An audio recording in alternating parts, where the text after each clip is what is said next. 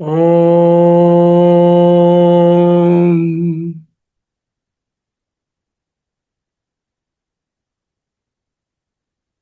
మాండూక్యోపనిషత్తు అధ్యయనం గౌడపాదీయ కారికా సమేత శ్రీమద్ శంకర భగవత్పాద కృత భాష్య సమేత 124వ భాగంగా చదువుకుంటున్నాము.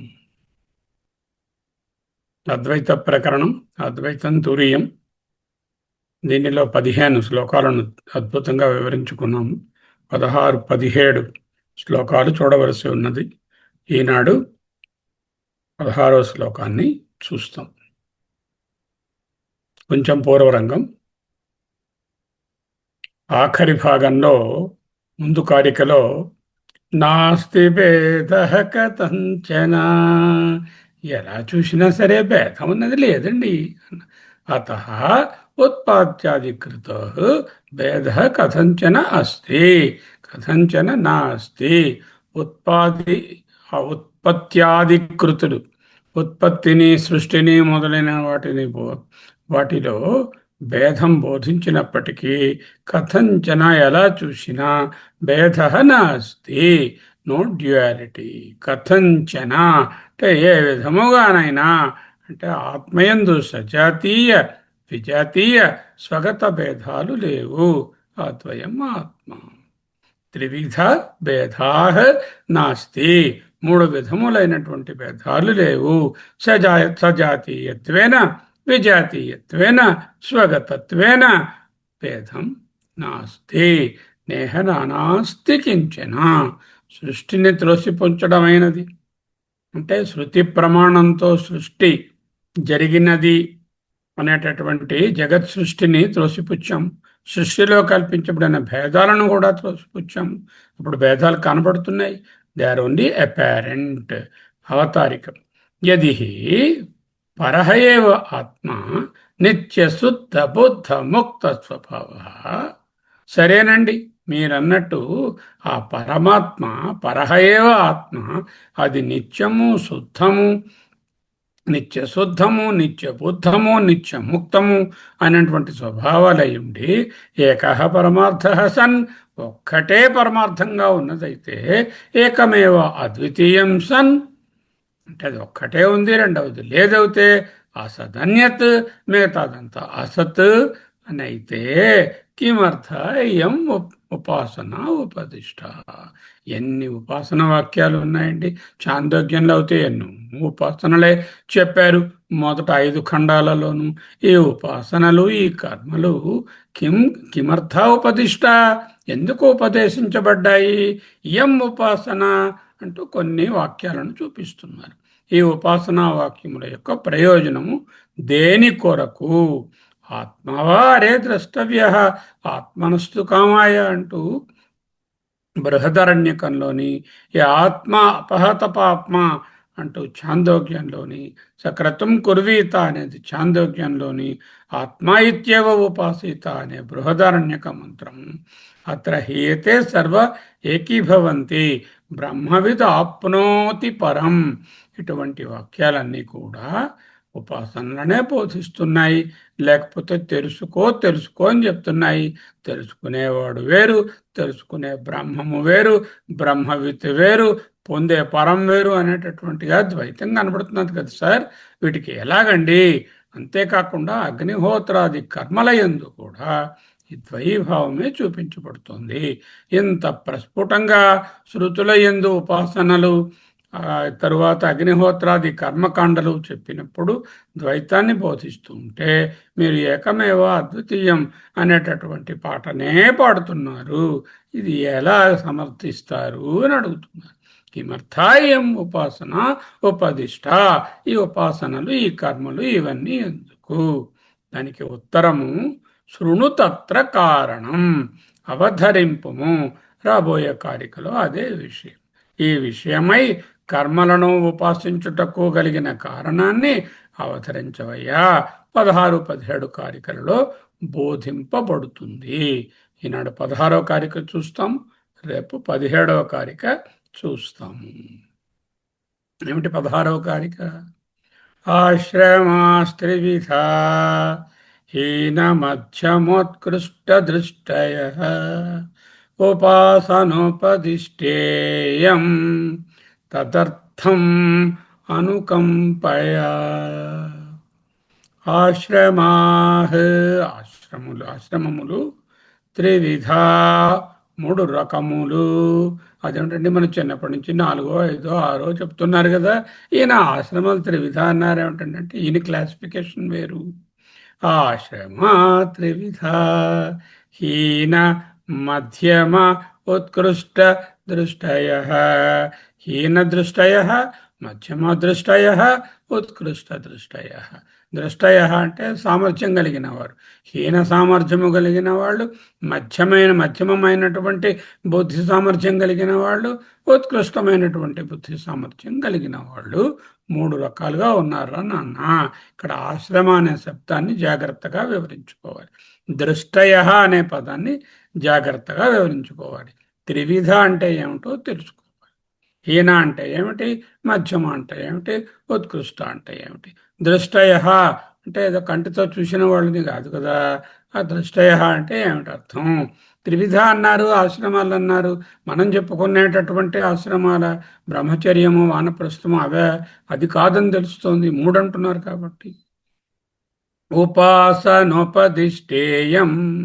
ఈ ఉపాసనలు ఆశ్రమములో ఉన్న వాళ్ళ అధికారిత్వాన్ని బట్టి కొన్ని కొన్ని స్టేజ్ల్లో అంటే మధ్యమ అధికారులకు మాత్రం ఉపాసనలు ఉపదిష్టేయం చెప్పబడినవి, విధింపబడినవి.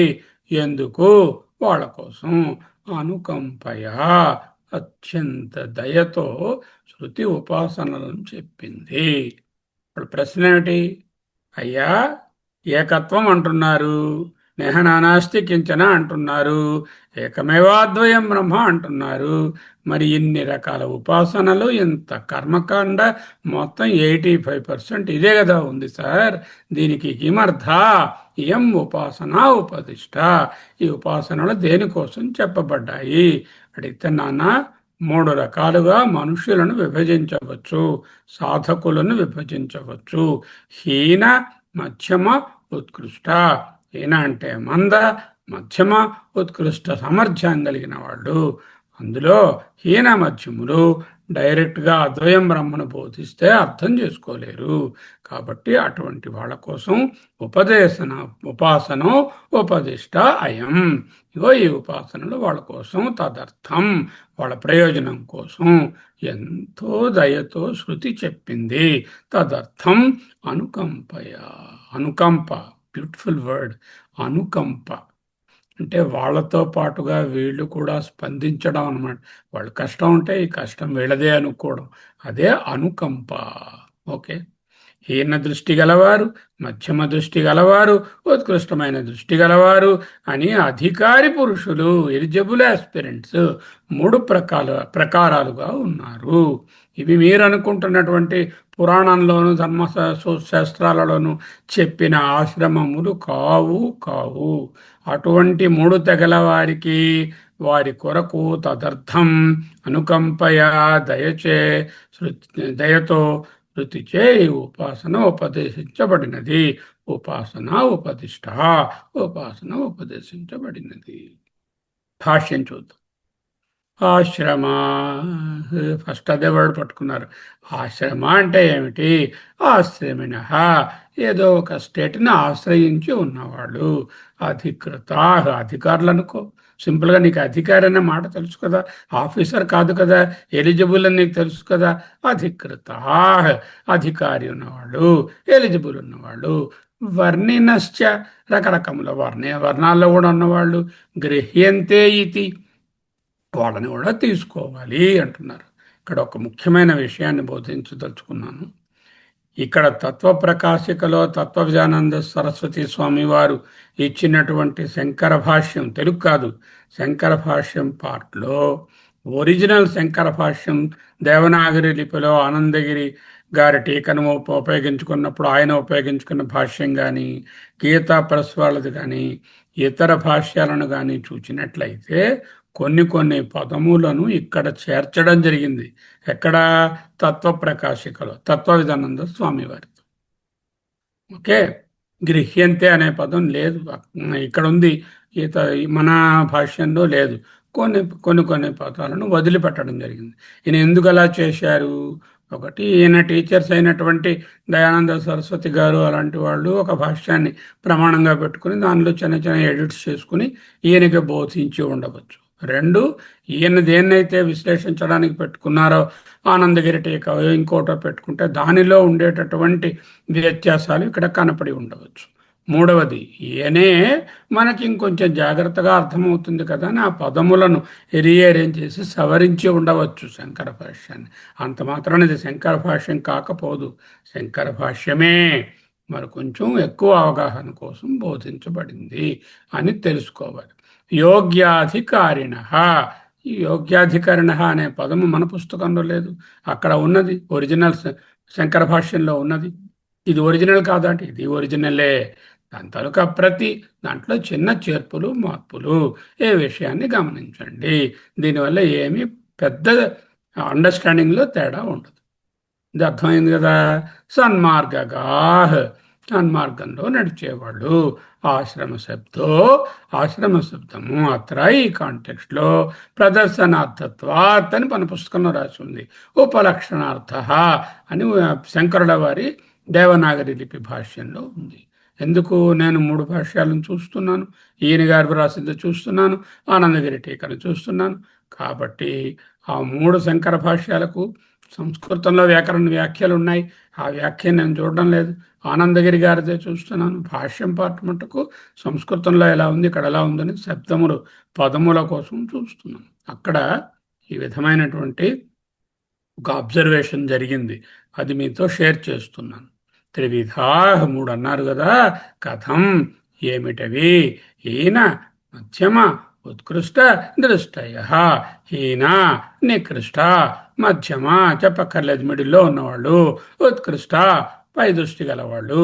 దృష్టి అంటే ఏమిటి? చూపు కాదు, దర్శన సామర్థ్యం. విషనరీస్ ఏషాం తే తథోక్త. మంద తథా ఏ విధంగా చెప్పబడిన వాళ్ళకి మంద, మధ్యమ, ఉత్తమ బుద్ధి సామర్థ్య ఉపేత. అంటే బుద్ధి సామర్థ్యమేనండి ఇక్కడ దృష్టి అంటేను.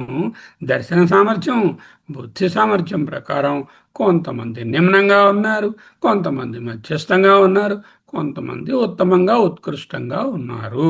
కాబట్టి ఉపాసనలు కర్మలు ఎవరికి మనకు క్లియర్గా తెలియాలి. ఈ 3 తెగల వాళ్లకు ఉన్నాయనుకోండి, అప్పుడు ఈ డిస్టింక్షనే అక్కర్లేదు. కిమర్థాయం ఉపాసనా ఉపదిష్ట, అది అవతారిక, అది క్వశ్చన్ పూర్వపక్షం. వాళ్ళు ఉపాసనలే కాదు నాన్న, కర్మలు కూడా ఉన్నాయి, అందులో కూడా ద్వైతం చెప్పారు కదా. శృణు తత్ర కారణం, దాని కారణాన్ని విను. ఆశ్రమాహ త్రివిధా అని కారిక. గౌడపాదులు ఆశ్రమములు అన్నారు, 3 ఆశ్రమములు అన్నారు. బ్రహ్మచర్యము, గృహస్థము, వానప్రస్థము, సన్యాసము అనగా తీసుకుంటే 4 వస్తున్నాయి. కాబట్టి ఆయన చూపిస్తున్నది ఈ ఆశ్రమాలు కాదు అని తెలుస్తోంది డైరెక్ట్గాను. నేనంటున్నారు భగవత్పాదులు ఆశ్రమములు మాత్రమే కాదని శంకరులు ముఖ్యమైన విషయాన్ని వివరిస్తున్నారు. ఆశ్రమిణ అధికృత అంటే అధికారులు, అధికృత అంటే ఎలిజిబుల్ ఆస్పిరెంట్స్. వర్ణినశ్చ గృహ్యంతే, వర్ణములను కూడా తీసుకో. అంటే ఇప్పుడు ఏమిటైంది? బ్రహ్మచర్య, గృహస్థ, వానప్రస్థ, సన్యాస, రకరకాల వర్ణాలు, జాతులు, సోషల్ స్టేటస్లు, ఎన్ని రకాల డివిజన్స్ తీసుకున్నా వీళ్ళందరినీ 3గా కేటగరైజ్ చెయ్యి. అంతేకాని గృహస్థులకేమో కర్మలు, బ్రహ్మచర్యంలో ఉన్నవాడికి ఉపాసన, సన్యాసం, వానప్రస్థంలో ఉన్నవాడికి జ్ఞానము అలా విడగొట్టడం కాదు. అలాగేనేమో బ్రాహ్మణులకేమో జ్ఞానము, ఏదో క్షత్రియులకు, వైశ్యులకు ఉపాసనలు, శూద్ర జాతి వారికేమో ఈ విధమైనటువంటి కర్మలు అనే డిస్టింక్షను కాదు. This is not based on the caste, varna or ashrama or functionality of a person social life. One may be a manager, another may be a pujari. Pujari, you have jnana. Manager, gentleman, you have karma. Like that, it is not like that. That is the crux of the message. అంటే ఆశ్రమా, ఆశ్రమిణ, ఒక ఫంక్షనాలిటీని ఆశ్రయించుకుని ఉన్నవాళ్ళు. అధికృతా, ఆశ్రమాలన్న పదాన్ని సాధారణ అర్థంలో వాడలేదు. ఆశ్రమ శబ్దము అత్ర ఈ కాంటెక్స్ట్లో ఉపలక్షణార్థ ప్రదర్శనార్థత్వాత్, to demonstrate that it tells you about various types of people in different types of functionalities. యోగ్య అధికారిణ, ఎవరి గురించి మాట్లాడుతున్నారు చాలా క్లియర్గా చెప్పుకున్నాం మనం. ఈ కేటగిరీ, వీడు సంఘ విద్రోహక చర్యలు చేస్తాడు, బాంబులు పెడతాడు, రేపు, యార్సను, లూట్, మర్డరు ఇలాంటివన్నీ చేస్తాడు, వాడి గురించి శృతి మాట్లాడదు. ఈ కేటగిరీ వాళ్ళు కాదు. డి కేటగిరీ వాళ్ళు D1 D2. D1 అంటే వీడు తామసికుడు, ఇండోలెన్స్, సోమరితనంతో అజ్ఞానంతో కర్మలనేవి ఏవీ చెయ్యడు. రాజసిక్ వాడు, వీడికి తెలుసు కానీ ఒళ్ళు బద్ధకం, ఒళ్ళు కందిపోతుందని దేహ కాయక్లేశ భయాత్ చెజేత్, వాడు D2 గాడు. D2 గురించి D3 గురించి కూడా కాదు. D1 D2 కాదు, ఈ కాదు. ఎవరు మిగిలేరు? BC, ABC. ఈ సి అంటే ఎవరు? కర్మయోగంలో ఉన్నవాళ్ళు. వాళ్ళ కర్మయోగంలో ఉన్న వాళ్ళకి కర్మలే కదా మనకి ఇంపార్టెంట్. వాళ్ళ కర్మయోగాన్ని దాటి కదా, అంటే నిష్కామ కర్మను చేస్తూ ఈశ్వరార్పణ బుద్ధితో, ఈశ్వర ప్రేరిత సమర్పిత బుద్ధితో రాగద్వేషాదులు లేకుండా చేసేవాడు కర్మయోగి. ఆ కర్మయోగి గురించి కూడా ఇక్కడ మాట్లాడుతున్నారు. రెండో వాడు ఎవడున్నాడు? అది బి కేటగిరీ. ఏ కేటగిరీ వాళ్ళు ఎవరు? జ్ఞానాన్ని పాటిస్తున్నారు. పొద్దున్న మనం నిశేషాసనంలో చూసాం జ్ఞానం అంటే ఏమిటని. ఏ కేటగిరీ. సి కేటగిరీ వాళ్ళు ఏమిటి? వీళ్ళు కామ్య కర్మలను చేస్తున్నారు. ఏ కర్మ చేసినా మోటివ్ ఉంటుంది, ఫలితం లేకుండా వాడు ఏ కర్మ చేయడు. ఆ ఫలితాన్ని కోరుకునే, స్వప్రయోజనాన్ని కోరుకునే చేస్తారు. వాళ్ళని కూడా ఉద్దేశించి అని తీసుకోవచ్చు. వీళ్ళే యోగ్యాధికారులు. ఎవరు యోగ్యాధికారులు? సన్మార్గగా, సన్మార్గంలో ఉన్నవాళ్ళు. ఐఎమ్ నాట్ టాకింగ్ అబౌట్ రాజసిక person, nor I'm talking about the తామసిక person, nor I'm talking about the నిషిద్ధ కర్మ చేసేవాడి గురించి మాట్లాడడం లేదు. It is maybe it is B, C and A. These are the things. సన్మార్గగా. ఉపలక్షణం అని ఒక మాట వేశారు ఆయన. ఏమిటన్నారు? ఉపలక్షణార్థ. ఉపలక్షణం అంటే చాలాసార్లు చెప్పుకున్నాము. ఒకే పదాన్ని ఆ పదం ద్వారా దానికంటే విస్తృతమైనటువంటి అర్థాన్ని సూచించడం, ఆ కోవకు చెందినవి తక్కిన వాటిని కూడా కలుపుకోవడము ఉపలక్షణం. ఏదో కన్ను అన్నాం అనుకోండి, అంటే ఆ పర్టికులర్ కాంటెక్స్ట్లో కన్ను అనేది ఉపలక్షణంగా వాడితే అన్ని జ్ఞానేంద్రియాలను తీసుకోవాలి. ఓకే. ఏదో ఒక పర్టికులర్ మానవులు అన్నాం అనుకోండి, మానవ జాతిని అంతా అవి తీసుకోవాలి, ఏదో ఒక మానవుడు గురించి కాకుండా. దీన్ని ఉపలక్షణం అంటారు. ఆశ్రమం అంటే జీవన దశ. అంటే బ్రహ్మచర్యంలో ఉన్నాడా, పెళ్లి చేసుకున్నాడా, వానప్రస్థుడు అయ్యాడా, సన్యాసంలో ఉన్నాడా అనేటటువంటిది కాదు. ఆశ్రమం అంటే ఆధ్యాత్మిక అర్హత. అధికృత, అధికారము. ఇది శంకరుల వారి ప్రధాన బోధ. Now it will be questioned at the end of the class. What is ఆశ్రమా అన్న దానిని వివరించండి అంటే మీరు క్లియర్గా చెప్పారు. ఆశ్రమా అంటే బ్రహ్మచర్య గృహస్థ వానప్రస్థ ఆశ్రమములు కాదు స్వామి. ఆశ్రమములంటే అధికృత ఆశ్రమిణ అంటే యోగ్యాధికారిణ సన్మార్గగా. ఈ విధంగా ఉపలక్షణంగా అందరినీ తీసుకోవాలి. ఎవరు ఈ ఆశ్రములు, ఎవరి ఎక్స్ప్రెషన్లోకి వస్తారు? యోగ్యాధికారిణ, అర్హత కలిగిన వారు. అర్హత కలిగిన వారంటే సి గ్రేడ్ గాడు, డి గ్రేడ్ గాడు అర్హతే లేదు, వాడు ఎలిజిబిలిటీ టెస్టే పాస్ అవ్వలేదు, క్వాలిఫైయింగ్ ఎగ్జామినేషన్కి ఇంకెక్కడ వెళ్తాడు వాడు? ఎలిజిబిలిటీ క్రైటీరియావే లేవు, ఏదో కారణం వాడిని తీసి పారేసాం. అప్పుడు సి, బి, ఏ వాళ్ళే ఉన్నారు. వాళ్ళే అర్హత కలిగిన వాళ్ళు. వాళ్ళను 3గా విభజించు. వాళ్ళు సన్మార్గంలో ఉన్నారు. ఏదో కామ్యకర్మలో, నిష్కామ కర్మలో, అసలు కర్మ పరిత్యాగమో ఏదో ఒకటి చేసి ముందుకెళ్తున్నారు. సత్య మార్గంలో ఉన్నారు. సన్మార్గం అంటే సత్య మార్గంలో నడిచేవారు. ఆశ్రమిణ ఈ ఫంక్షనాలిటీస్లో ఉన్నవాళ్ళు. వర్ణిన వర్ణ వ్యవస్థలో ఉన్నవారు కూడా. ఒక ఆయన ఉంటారు, ఈ వర్ణ వ్యవస్థ ఇప్పుడు లేదు, ఒకవేళ ఉన్నా మనకు అక్కరలేదు, అయినా కూడా ఆయన నిమ్న జాతికి పంచమ జాతికి చెందిన వారు అయ్యున్నా ఆయన బుద్ధి కుశలతతో సన్మార్గంతో యోగ్యాధికారం కలిగి ఉత్తమమైనటువంటి ఉత్కృష్టమైనటువంటి బుద్ధి సామర్థ్యం ఉంటే ఆయన జ్ఞానానికి అర్హులే. అలాగే ఇంకొక ఆయన ఉన్నారు, ఈయన జన్మత బ్రాహ్మణుడు, కానీ అన్ని చండాలమైనటువంటి పనులు చేస్తున్నాడు, ఆయన అధికారే కాదు. అటువంటి వాడు ఎందుకు? నిగమ శర్మ అనే బ్రాహ్మణుని కథ చదివాము కదా. ఇది జాతి విషయం కాదు, వర్ణ విషయం కాదు, ఆశ్రమ విషయం కాదు. ఇక్కడ చెప్తున్నటువంటిది యోగ్యత, అధికారిత్వము, సన్మార్గత్వంలో ఉన్నారా అది చూడు. అప్పుడు నువ్వు క్లాసిఫై చేస్తున్నాము. ఏమిటవి? 3 రకాలు. సన్మార్గగా, మంచి నడవడి కలవారు. Of course not category D and A. ఈ విధముగా యోగ్యత కలిగి ఇంకా ఉండండి, శ్రద్ధ కావాలి. శ్రద్ధ అంటే ఏమిటి?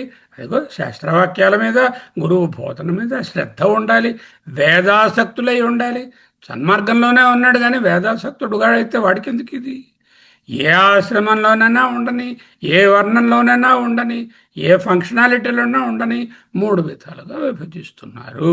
త్రివిధా, 3 విధములు. కథం, వాట్ ఆర్ దోస్? ఏమిటా 3? శంకరుల విశాలమైన అద్వైత దృష్టి ఇక్కడ చక్కగా కనపడు. జ్ఞానానికి అర్హత, జ్ఞానానికి అర్హత, జ్ఞానానికి అధికారిత్వము జాతి, లింగ, వర్ణ, మత, ఆశ్రమ భేదాల వలన కలుగదు. జ్ఞానానికి అర్హులు సన్యాసులే అని పరిమితము కూడా చేయనక్కరలేదు. అంటే వివిధిష సన్యాసం తీసుకున్న వాళ్ళకే జ్ఞానానికి అర్హత అని పరిమితం చేయకూడదు. కేవలం ఒక వర్గానికి పరిమితం కాదు. మోక్షము అందరికీ కావలసినదే, అందరూ పొందవచ్చు. ఈ 3 వర్గాల వారు వారి వారి సాధన స్థాయిని బట్టియే నిర్ణయించాలి, వేరే విధంగా కాదు. What is the basis of this CLA classification? Not any of the above, but what? హీన, మధ్యమ, ఉత్కృష్ట దృష్టయః. హీన దృష్టయః, మధ్యమ దృష్టయః, ఉత్కృష్ట దృష్టయః. హీన, మధ్యమ, ఉత్కృష్ట. Lower rung, middle rung and higher rung. దృష్టయ అంటే ఏమిటి? హీన దృష్టి, మధ్యమ దృష్టి, ఉత్కృష్ట దృష్టి. ఆ దృష్టయ అని ప్లూరల్ ఉంది కదా, ఆ దృష్టి అనేదాన్ని ఒక్కొక్క పదానికి కలిపి చదువుకోవాలి. హీన దృష్టి, మధ్యమ దృష్టి, ఉత్కృష్ట దృష్టి కలిగిన వాళ్ళు. ఇది కర్మ, భక్తి, జ్ఞానం, ధ్యానం, ఇది విభజన కూడా కాదు. ఇట్స్ నాట్ కర్మయోగం, భక్తి యోగం, జ్ఞానయోగం, ధ్యానయోగం, రాజయోగం, రాజవిద్య, రాజగుషి, ఇవేమీ కావండి. అవన్నీ కన్ఫ్యూషన్. ఉన్న ఒకటే, కర్మలు, ఉపాసనలు, తరువాత జ్ఞానం. కర్మలు ఉపాసనలు కలుపుకోవచ్చు, జ్ఞానం ఉపాసన కర్మ కలపకూడదు. ఇదే క్లాసిఫికేషన్. ఇది దృష్టి. దర్శన సామర్థ్యం. దృష్టి అంటే ఏమిటి? దర్శన సామర్థ్యం. దర్శన సామర్థ్యం మీదనే ఆధారపడినటువంటి విభజన. Grasping power and implementation resolve అన్నారు Paramarthananda. It is the grasping power of a person and ఎంత విగరస్గా దానిని అనుసరణలోకి తెచ్చుకోగలను అనే దాన్ని బట్టి వీళ్ళని క్లాసిఫై చేస్తుంది. దేవునికి ఈ క్లాసిఫికేషన్ గురించే మాట్లాడుతూ కఠోపనిషత్తులో 1:3-12 దృశ్యతే తు అగ్రయా బుద్ధ్యా సూక్ష్మయా సూక్ష్మదర్శిభిః. తెలుస్తుంది. దృశ్యతే, they will be able to get the అనుభవ. ఎవరు? అగ్రతు. కానీ ఆత్మ తెలియదు అని ముందు చెప్పారు, కానీ తెలుస్తుంది. ఎలా తెలుస్తుంది? అగ్రయా బుద్ధ్యా, ఏకాగ్రమైనటువంటి బుద్ధి కలిగిన వాళ్ళు. సూక్ష్మయా సూక్ష్మాతి సూక్ష్మంగా చూడగలిగిన వాళ్ళకే తెలుస్తుంది అంటే చెప్పారు. ఆ ఏకాగ్ర బుద్ధి ఎలా వస్తుంది? కర్మలు, ఉపాసనలు, ముఖ్యంగా ఉపాసనలు చేసి చిత్త ఏకాగ్రత, అగ్రయ బుద్ధి, చిత్త వైశాల్యత, చిత్త విశుద్ధి పొందితే సూక్ష్మ దృష్టి కలుగుతుంది. దానితో జ్ఞానాన్ని పొందవచ్చు అంటూ ఉత్కృష్ట దృష్టికి ఒక ఉదాహరణగా ఆ శ్లోకాన్ని తెచ్చుకున్నాం. ఓకే. ఉత్కృష్ట దృష్టయ హీన, మధ్యమ, ఉత్కృష్ట దృష్టయ. హీన కాదు, హీన, నికృష్ట, మధ్యమ, ఉత్కృష్టా చ దృష్టి. హీనావే కరెక్టే. హీనా నికృష్టా మధ్యమా ఉత్కృష్టా చ దృష్టి దర్శన సామర్థ్యం. येषां ते యథోక్తాః మంద మధ్య ఉత్తమ బుద్ధి సామర్థ్య ఉపేత. సామర్థ్య ఉపేత సామర్థ్యోపేతాః. సామర్థ్యముతో కూడియుండిన వారు. ఉపేతం అంటే కూడి ఉండడం, కలిగి ఉండడం. బుద్ధి సామర్థ్య ఉపేతం, బుద్ధి కుశలత కలిగి ఉన్నవాళ్ళు. వాళ్ళని ఆ ప్రకారంగా బుద్ధి సామర్థ్యం ప్రకారంగా ఏషాం వేరలలో తే వారలను తథోక్తాః ఇప్పుడు చెప్పినట్లుగా మంద మధ్యమ ఉత్తమ బుద్ధి సామర్థ్యోపేతాః. ఏషాం వారిలో. ఎవరి విషయం గురించి మాట్లాడుతున్నారు? ఎవరైతే యోగ్యతమైన అర్హత కలిగిందో, ఎవరైతే సన్మార్గంలో ఉన్నారో, ఎవరైతే అధికృతాన్ని సంపాదించారో, ఎవరైతే డి అండ్ ఈ కేటగిరీలు వాళ్ళు కారో, ఎవరైతే ఏబిసిలో ఉన్నారో వాళ్ళ విషయంలో తే వారు. ఓకే, తథోక్తాః అన్నారు. అంటే అలా చెప్పబడిన వారు, అంటే పేర్కొన్న విధంగా నిర్వచింపబడిన వారు. శంకరులు హీన మధ్యమ ఉత్కృష్ట దృష్టులు అని చెప్పిన వారిని ఉద్దేశించి వాళ్ళు బుద్ధి సామర్థ్య ఉపేత, 3 స్థాయిల బుద్ధి సామర్థ్యములతో కూడుకొని ఉన్నవారు. సామర్థ్యము అంటే ఇక్కడ ఫిజికల్ ప్రావెస్ కాదు. పహిల్వాను కండలు పెంచారు, అందరితో యుద్ధం బాగా చేయగలడు, మల్ల యుద్ధం యోధుడు, అది కాదు. సామర్థ్యం అంటే బుద్ధి కుశలత, బుద్ధి సామర్థ్యం ఉపేతా కలిగిన వాళ్ళు ఇత్యర్థ అని అభిప్రాయం. ఎవరిలో మంద మధ్యమ ఉత్తమ అనే విధములైనటువంటి బుద్ధి సామర్థ్యాలు ఉన్నాయో వారు అలా ఈయన మధ్యమ ఉత్కృష్ట దృష్టులు కలవారుగా చెప్పబడినారు. అంటే దృష్టి భేదం అంటే బుద్ధి సామర్థ్య భేదం, గ్రహణ సామర్థ్య భేదం. బేసిస్ ఇస్ నాట్ కుల, వర్ణ, జాతి, లింగ, ఆశ్రమ or place where he staying. ఇదేమీ కాదు. దృష్టి భేదం ఏ విధంగా విభజించారు అని అడిగితే క్లియర్గా తెలియదు.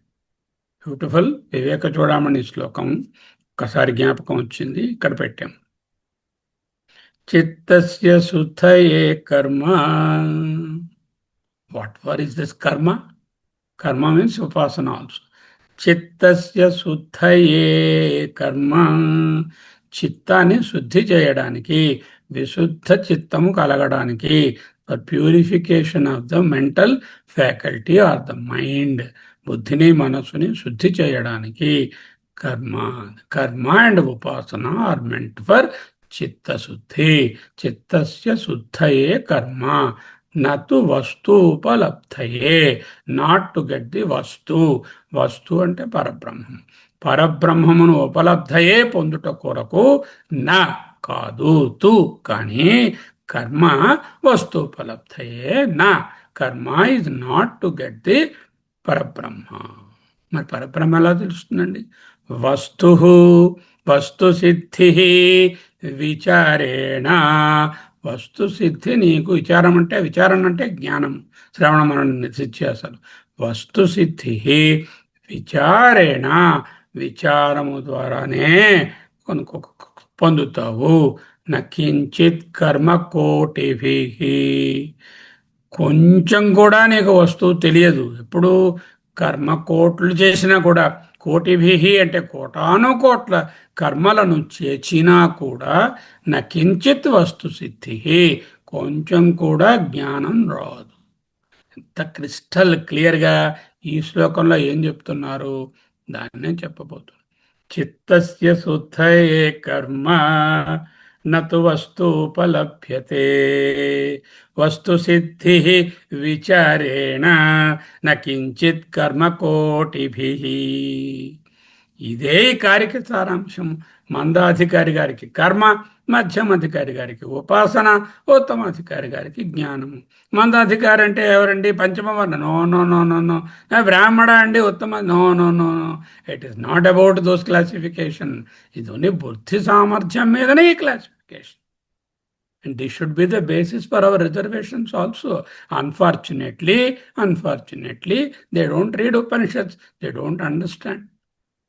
So any sort of reservations or anything you want to give, it should depend upon బుద్ధి సామర్థ్య. బుద్ధి సామర్థ్యం కలిగిన వాళ్లకు ఎలాగో వాళ్ళు సీటు తెచ్చుకుంటారు.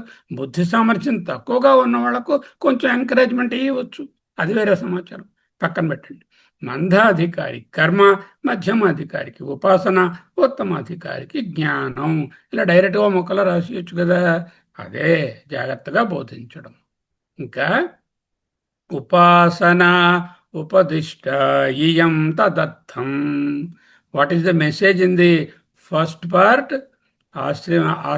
ఆశ్రమాలంటే వర్ణాశ్రమాలు కావు, వర్ణాలు కావు, జాతి కాదు, లింగం కాదు, ప్లేస్ కాదు, బ్రహ్మచర్యాలంటే ఆశ్రమాలు కాదు. బుద్ధి సామర్థ్యమే బేసిస్. ఆ బుద్ధి సామర్థ్యాన్ని బేస్ చేసుకుని 3 రకాలుగా విభజించారు. మందాధికారులకు కర్మలు, ఉత్తమాధికారులకు జ్ఞానము, మధ్యాధికారులకు ఉపాసనలు. దీని basis of this classification is not anything other than the బుద్ధి సామర్థ్య. బుద్ధి సామర్థ్య ఈజ్ ద బేసిస్. ఎవరు డిసైడ్ చేస్తారు? ఎవరికి వారే. నా బుద్ధి సామర్థ్యం మీకు ఎలా తెలుస్తుంది? గురువు గారికి తెలుస్తుంది. గురువు దగ్గరికి వెళ్ళారు ఇంకా, ఒరే నాన్న నీకు ఎప్పటి నుంచి జ్ఞానం వద్దు, కొన్నాళ్ళు కర్మలు చెయ్యి నిష్కామంగాను. నిష్కామ కర్మలు చేసి ఆ సి గ్రేడ్ నుంచి బి గ్రేడ్లోకి, సి గ్రేడ్లో ఉన్న కామ్యకర్మలను వదిలి బి గ్రేడ్లోకి రా. బి గ్రేడ్ పాస్ అయిన తర్వాత చిత్తశుద్ధి కలిగిన తర్వాత చిత్తస్య శుద్ధయే కర్మ నతు వస్తు ఉపలభ్యతే వస్తు సిద్ధిర్విచారేణ నకించిత్ కర్మకోటిభి అని బోధించాం కదా వివేక చూడమని. దాన్ని పట్టుకో, నువ్వు సి నుంచి బీకి రా. ఆ బి నుంచి తర్వాత నువ్వు జ్ఞానంలోకి ఉత్తమ అధికారిగా మారిన తరువాత నీకు జ్ఞానాన్ని బోధిస్తాను అని గురువు చెప్పవచ్చు.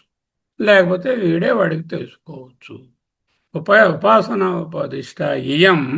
ఇక్కడ చెప్పినటువంటి ఈ క్లాసిఫికేషను ఉపాసన ఉపదిష్ట, ఉపాసనలను ఉపదేశించుటకు, నియమించుటకు, బోధించుటకు, విధించుటకు, తదర్థం దాని కొరకై, ఆ ప్రయోజనం కొరకై మంద మధ్యమ దృష్ట్యా ఆశ్రమాధికార్యర్థం. మంద మధ్యమ దృష్టి ఆశ్రమాలలో ఉన్న అధికారుల కొరకు. ఇక్కడ కూడా మన భాష్యంలో కొంచెం వేరుగా ఉంది ఆ పదము, దానికన్నా ఇది కొంచెం ఉన్నతంగా ఉంది. మంద మధ్యమ దృష్టి ఆశ్రమాధికార్యర్థం is the right terminology there. So better you keep that instead of what is there in the Tattva Prakash. Karmanicha, he did not leave karma. Upasana, karmalo karmanicha, karma kuda. Natu eka eva advitiya atma. అద్వితీయమైనటువంటిది ఆత్మ ఒక్కటే ఇది అని నిశ్చితం చేసుకున్నటువంటి జ్ఞానంలో ఉన్నటువంటి ఉత్కృష్ట దృష్టి అర్థం నతు. ఉత్కృష్ట దృష్టి కలిగిన వారిని గురించి మాత్రము కానే కాదు. ఈజ్ అగైన్ సింగిలింగ్ అవుట్ ది ఆత్మ నిశ్చిత్య ఉత్కృష్ట దృష్టి ఉన్న వాళ్ళను. వస్తు సిద్ధిర్విచారేణ నకించిత్ కర్మకోటిభిః. దయాలు నా వేదేనా, దయాళువైనటువంటి వేదాంతంచే అనుకంపయా అత్యంత దయతో సన్మార్గగా, మంచి మార్గంలో ఉన్నవాళ్ళను, సంతః సత్పురుషులను, కథం ఏ విధముగా, ఇమాం ఉత్తమాం ఏకత్వ దృష్టిం ప్రాప్నుయు, ఇటువంటి వాళ్ళను మధ్యవాడిని మందవాడిని ఎలాగా ఏ గ్రేడ్లోకి మారుస్తాను. How can I graduate him from C to B and then thereafter from B to A అనేటటువంటి ఒక దయతో వాళ్ళకి ఉపాసనను బోధించి, ఒరే సి గారు మీరేమిటంటే కర్మలు చేస్తున్నారు బాగానే ఉంది, ప్రతిదానికి మోటివే, ప్రతిదానికి ఫలం కావాలి నీకు, ఆ ఫలం నీకే రావాలి. ఈ స్వార్థ చింతనతో కామ్యంతో చేసే కర్మలు వదిలి నువ్వు బీలోకి వెళ్ళు. అక్కడ ఈశ్వరాత్మ బుద్ధి ఉంటుంది, ఈశ్వర ప్రసాద భావం ఉంటుంది, రాగద్వేష వియుక్తంగా ఉంటుంది. ఆ విధంగా నువ్వు కర్మలు చేస్తే నీకు చిత్త వైశాల్యము, చిత్తశుద్ధి, చిత్త నైర్మల్యత కలుగుతాయి. Thereafter you can ascend into జ్ఞానయోగ్యత ప్రాప్తి కలిగిన తర్వాత జ్ఞానంలోకి వస్తావు అని అటువంటి వాళ్ళను ఉద్దేశించి, అంటే ఇక్కడ చెప్పిన మంద మధ్యమ అధికారులను ఉద్దేశించి, ఇమాం ఉత్తమాం ఏకత్వ దృష్టిం ప్రాప్నుయు, ఏ విధముగా వీళ్ళను ఉత్కృష్టమైనటువంటి స్థానానికి ఆ విధమైన సామర్థ్యాన్ని వీళ్ళు పొందగలరు అని బాగా ఆలోచించి శృతి అనుకంపయ, దయాళునా వేదన అనుకంపయ ఉపాసన కర్మాణి ఉపదిష్ట, ఉపాసనను కర్మలను ఉపదేశించింది. వాళ్ళు అడిగారు కదా, అంతా ఏకత్వ బ్రహ్మ, ఏకమే అద్వయం బ్రహ్మ, ఏకమేవ అద్వితీయం అని మీరు పాట పాడుతున్నారు సార్, అది బాగానే ఉంది. ఇన్ని రకాలైనటువంటి ఉపాసనలు కర్మలు ఈ ద్వైతాన్ని ఎందుకు బోధిస్తోంది శృతి? ఇదిగో ఇందుకు, దయతో ఎవరైతే సి గ్రేడ్లో బి గ్రేడ్లో ఉన్నారో ఆ సిబి నుంచి వాళ్ళని ఏకే అసెండ్ చేయాలి అనే ఒక అత్యంత దయతో శృతి ఉపాసనలను కర్మకాండను బోధించింది. సారాంశం. ఉపాసనా ఉపదిష్ట ఇయం తదర్థం మందమధ్యమ దృష్ట్యా ఆశ్రమ అధికార్యర్థం కర్మాణి చ. He will not leave. He wants to say, his guru, the Gaudapadacharya said, Upasana, he didn't even consider karma as an eligibility at all for anything. ఉపాసన వాళ్ళనే ఆయన తిట్టారు, వాళ్ళే కృపణ ఉన్నారు. కర్మల గురించి ఆయన మాట్లాడే మాట, ఈయన కర్మ వాళ్ళు ఉన్నారు, వాళ్ళు మా సంగతి ఏంటని అడుగుతారని. కర్మాణిచ అంటే నిష్కామ కర్మ, కామ్యకర్మల నుంచి నిష్కామ కర్మ, నిష్కామ కర్మలలో ఉపాసన, కర్మాంగోపాసనలు, స్వతంత్ర ఉపాసనలు, విశుద్ధాంతఃకరణము, జ్ఞానప్రాప్తి. ధ్యాన రూపమైన సాధన జ్ఞానాన్ని ఉత్పత్తి చేయదు. ధ్యాన రూపమైన సాధన అంటే ఉపాసన జ్ఞానాన్ని ఉత్పత్తి చేయదు. అయితే మరి ఎందుకు చేయడం? నీకు ప్యూరిటీ అండి, ముందు కడుకో. అన్నం తినాలండి, చేయి కడుక్కుంటావా కడుకోవా? ఆ కడుక్కోవడమే అది. ఎప్పుడు చేయి కడుక్కుంటూనే కూర్చుంటావా? మరి అన్నం తినవా? ప్లేటు శుద్ధంగా ఉంటేనే కదా అన్నం వడ్డించమంటారు. ప్లేట్ని కడగాలి కదా. ఆ ప్లేట్ని కడగడమే ఈ ధ్యానము, ఈ కర్మ, ఈ ఉపాసన. జ్ఞానాన్ని ఉత్పత్తి చేయదు, అది ఆకలిని తీర్చదు ప్లేటు కడగడం. కానీ కడిగిన ప్లేట్ ఉంటేనే నువ్వు దానిలో అన్నం తినగలుగుతావు. మనసుని సంసిద్ధం చేస్తుంది. ఉపదిష్ట, ఉపదేశించబడినది, వేదం చేత విధించబడినది. ఉపాసన సహజమైనటువంటి సత్య ప్రబోధం కాదు, ఉపదేశ రూపమైనటువంటి జ్ఞాన సాధనము. వెరాజ్ సత్య ప్రబోధమైనటువంటి బ్రహ్మము సాధనంతో రాదు, అది ఆల్రెడీ సిద్ధమే. ఉపాసన ఉపదేశ రూపమైనటువంటి జ్ఞాన సాధనము. ఉపాసన కర్మాణిచ తదర్థం, ఆ ప్రయోజనం కోసమే. ఏ ప్రయోజనం కోసం? మందదృష్టి, తత్వగ్రహణం బలహీనంగా ఉన్నవాళ్ళు, అబ్జార్ప్షన్ తక్కువ, రిటెన్షన్ తక్కువ. ఒకవేళ ఒక 2 ముక్కలో 3 ముక్కలో వాడితే నేర్చుకున్నా అందులో 6 ముక్క జ్ఞాపకం ఉన్నా దాన్ని పాటించాడు. వాడు ఇంప్లిమెంటేషన్ లేదు, వాడు చాలా లోగా ఉన్నాడు ఇన్ హీజ్ మెంటల్ ఫ్యాకల్టీ. బుద్ధి సామర్థ్యం చాలా తక్కువగా ఉంది. మనలో కూడా ఉంటారు, 10 సార్లు చెప్పిన విషయం అర్థం కాదు, 10 విషయాలు చెప్తే ఒక విషయమే జ్ఞాపకం పెట్టుకుంటారు, అనుభవంలోకి వచ్చేసరికల్లా ఒక విషయం కూడా పెట్టరు. అటువంటి వాళ్ళు బలహీనమైనటువంటి సాధకులు. మధ్యమ దృష్టి, వీళ్ళు చెప్పింది ఏదో అర్థం చేసుకుంటున్నారు, అర్థం చేసుకున్న దాంట్లో కొంత రిటైన్ చేస్తున్నారు, రిటైన్ చేసిన దాంట్లో 10% అంతా ఇంప్లిమెంట్ చేస్తున్నారు. కానీ పూర్తిగా వీళ్ళు అనుభవం కోసం ట్రై చేయడం లేదు. అటువంటి వాళ్ళు మధ్యమ దృష్టి. దృష్టి అంటే నేత్ర దృష్టి కాదండి, ఇది నేత్రేంద్రియానికి సంబంధించిన చూపు. క్యాట్రాక్ట్ ఉంటే వీడేమో మంద దృష్టి వాడు, లేకపోతే చిన్నపిల్లడుగా ఉండి 6/6 విజువల్ ఎక్యూట్ ఉంటే వాడు ఉత్తమ దృష్టి. నో, దృష్టి హియర్ ఈజ్ దర్శన సామర్థ్యం. ఆశ్రమాధికారి, ఆధ్యాత్మిక అర్హత కలవాడు. అర్థం అంటే ప్రయోజనం, వారి ప్రయోజనం కోసం, వారి కొరకు. కర్మాణిచ, వేద విహిత కర్మలు కూడా. ఉపాసనతో కూడినటువంటి సాధనలు అవుతాయి, కర్మాంగోపాసనలు అవుతాయి. ఇది చాలా కీలకం.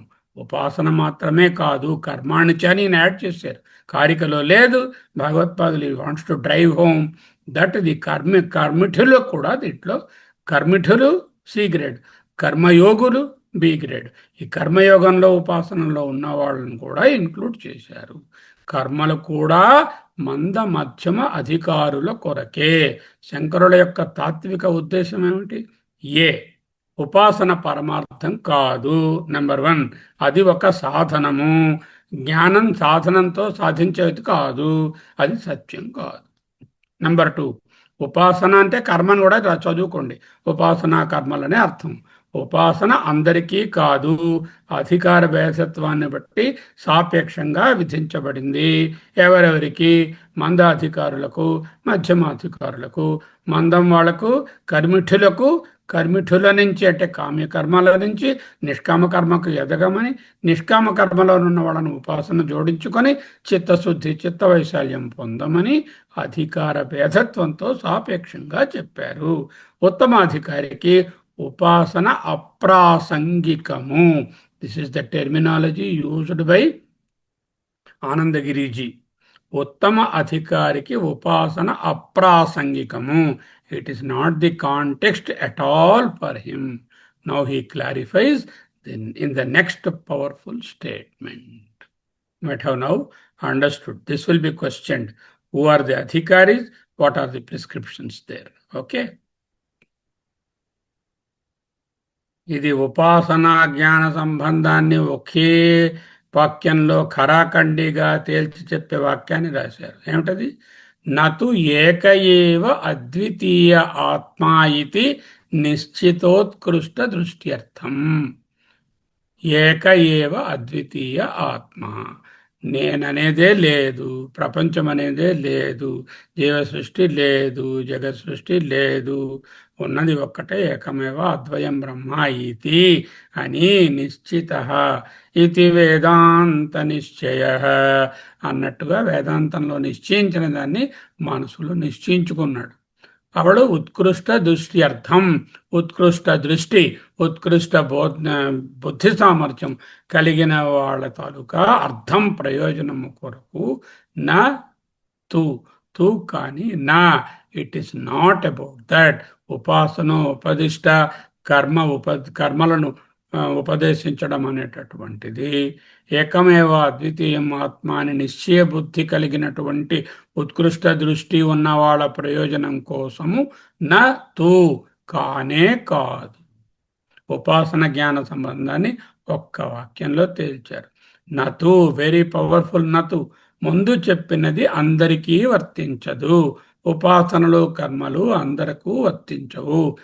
ఏక ఏవ, ఒక్కటే, ఒకటి మాత్రమే. అద్వితీయ, రెండవది లేనిది. ఆత్మ ఇతి, ఆత్మ అని. పరమార్థ సత్యమైన ఆత్మ ఉపాస్య వస్తువు కాదు, గ్రాహ్య వస్తువు కాదు, స్వయం సిద్ధము అని నిశ్చిత, దృఢంగా నిర్ణయించబడిన, సందేహం లేని విధంగా. సంశయాత్మ వినశ్యతి. సందేహం ఉన్నవాడికి ఇది ద్వైతం అయి ఉండొచ్చు, అక్కడ కోవిల్లో ఒక దేవుడిని చూశాను, మా దేవుడు పెడితే రోజు దేవుడిని చూశాను అనే సందేహాలు ఉన్నవాడికి కాదు. సందేహం లేని విధంగా శాస్త్ర శ్రవణ మననాదులచే నిశ్చయము గలవారికి మాత్రమే ఉత్కృష్ట దృష్టి, అత్యుత్తమ దర్శన సామర్థ్యం కలిగిన, దృశ్యయేతు దృశ్యతేతు అగ్రేయ బుద్ధ్యా, సూక్ష్మమైన శుద్ధమైన బుద్ధి కలిగిన వారికి అర్థం, వాళ్ళ ప్రయోజనం కొరకు, వారి కోసం. నాతో కర్మ ఉపాసనలు వారికి కానే కావు. ఆత్మ ఒక్కటే అద్వితీయమని దృఢంగా నిశ్చయించుకున్నటువంటి ఉత్కృష్ట దర్శన సామర్థ్యం కలిగినటువంటి అధికారుల కొరకు ఈ కర్మ ఉపాసన ఉపదేశం కాదు. జ్ఞానం వచ్చిన చోట సాధనకు స్థానం లేదు. జ్ఞానం అంటే సాక్షాత్కారము, సిద్ధస్థితి. సాధన సిద్ధి శుద్ధి కొరకు ప్రయత్నం సాధన. సిద్ధి ఏమిటి? ఏదో జ్ఞానం రావాలి అని ఉపాసనలు కర్మలు. శుద్ధి మన సంతృష్టం అయితే శుద్ధి అవుతే జ్ఞానయోగ్యత ప్రాప్తి, అప్పుడే సాధన. సాక్షాత్కారమైన తరి ఆ సమయంలో సాధన వ్యర్థం. నహి జ్ఞానేన సదృశం పవిత్రం ఇహ విద్యతే. 4వ అధ్యాయం. జ్ఞానేన, ఇదిగో ఏక ఏవ అద్వితీయ ఆత్మ ఇది నిశ్చిత అనే జ్ఞానముతోనే దానికి సదృశం, జ్ఞానానికి సమానమైనటువంటిది పవిత్రం, ద సూపర్లేటివ్ వన్, ఇహ నవిద్యతే, ఇంకొకటి లేదు. జ్ఞానాన్ని మించినటువంటిది ఇంకొకటి లేదు. 4వ అధ్యాయం. ఆత్మ అద్వితీయమని నిశ్చయమైనటువంటి జ్ఞానం కలిగిన వారికి కర్మ, ఉపాసన, సాధన అనేటటువంటి మాటలకే ఆస్కారం లేదు. ఓకే. దయాళునా వేదేన అనుకంపయ, దయానిధి అయినటువంటి ఆ వేదాంతం చేత చాలా దయతో సన్మార్గగా, మంచి మార్గమునందున్న వారిని, సంతః సత్పురుషులను, ఇమాం ఉత్తమాం ఏకత్వ దృష్టిం కథం ప్రాప్నుయు. ఇమాం, ఈ ఇక్కడ చెప్పబడుతున్న ఉత్తమాం ఏకత్వ దృష్టిం, ఉత్తమ ఏకత్వ దర్శనాన్ని, ఆత్మజ్ఞానాన్ని, కథం ఏ విధముగా, దేనితో, ఏ సాధనతో, తృతీయ విభక్తి, కథం ఏ విధముగా, దేనితో, ప్రాప్నుయుహు, బ్యూటిఫుల్ వెర్బ్. అక్కడ ప్రాప్నుయుహు అని అనడంలో ప్రాప్నోతి అంటే కథం ప్రాప్నోతి అని లేదు, ప్రాప్నుయుహు అన్నారు. అంటే ఏమిటి?